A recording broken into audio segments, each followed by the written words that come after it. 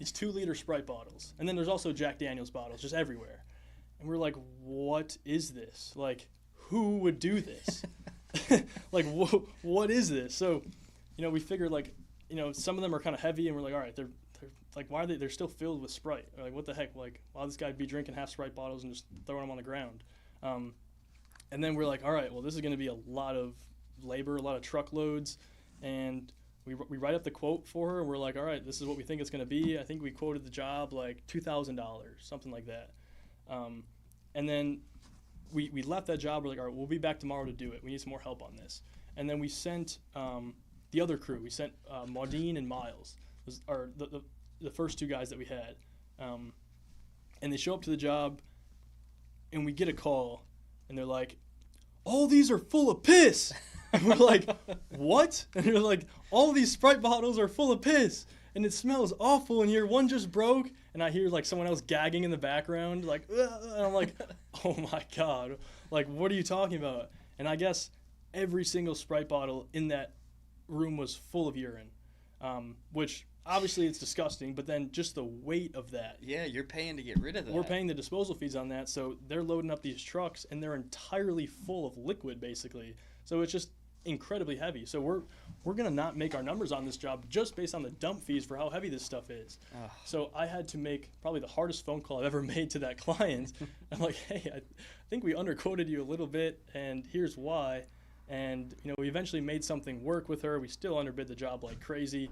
But, me and Ryder went back there to help out finish that job. We got the job done, but it was the worst, most gruesome job that we've ever done.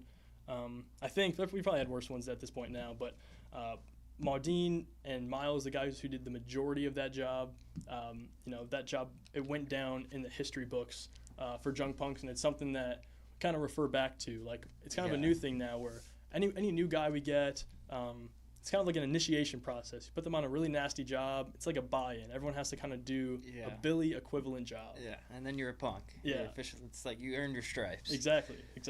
Yeah. No, I mean, I have a lot of similar stories. I mean, when my first company that I worked with in junk removal, they're featured on the show Hoarders.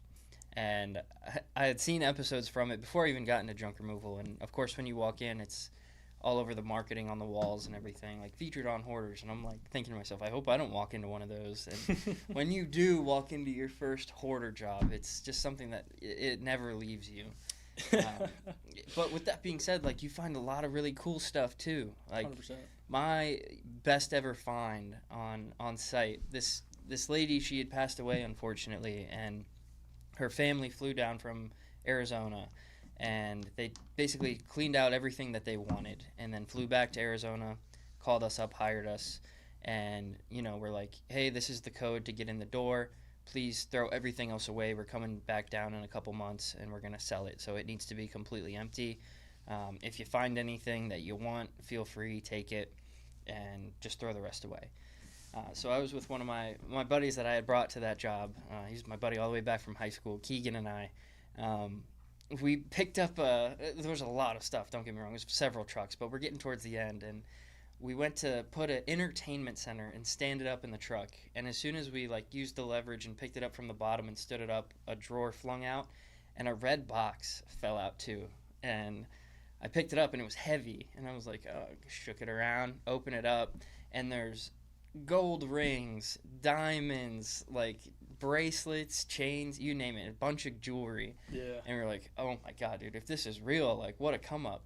And this was, 3-4 years ago, before gold even really shot up like it has. And I remember right as soon as we clocked out, we went to the closest jewelry store, and the guy was like, I could give you store credit for $5,500 or write you a check for $5,000. And we were like, dude, this is the best job ever. Dude, that's more than a paycheck.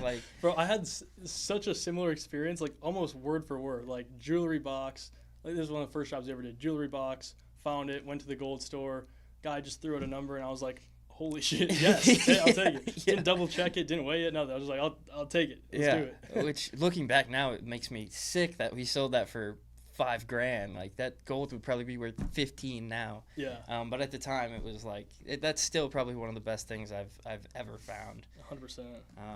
So yeah, there's that aspect of junk removal too. Is just you genuinely never know. Yeah.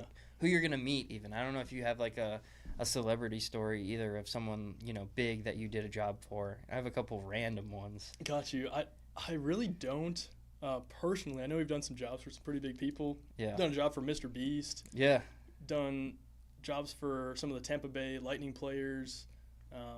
But yeah, what's your celebrity so story? probably like I've done jobs for athletes and media, social media, content creators and people with a lot of followers, and always I'm like at the end of the job I'm like, dude, could you throw me on like the Instagram story, like rep the brand a little bit? And but like the funniest one, I was actually in the ops chair. I wasn't even on the truck, and I sent a team out, and I get a call from the truck guy, and he was like, dude, do you know where we're at right now? And I was like, yeah, you're at a trailer park in Largo. And he's like, yeah, but guess who owns it? It's the inventor of Jelly Belly, like the inventor of the jelly bean. And I was like, hold on. So you're telling me a trailer park in Largo, this customer that we're at, founded like the jelly bean, created it. Dude, He's it's like, always the weirdest thing like Yeah. that. It's like they made water bottle caps. Yeah, It's like yeah. some super specific weird thing. That's hilarious. And I was like, that's awesome. And he's like, yeah, he got screwed and he had to sell the product, and now Jelly Belly and there and so yeah, like it's really interesting, and you never know who or what you're gonna see on a job site.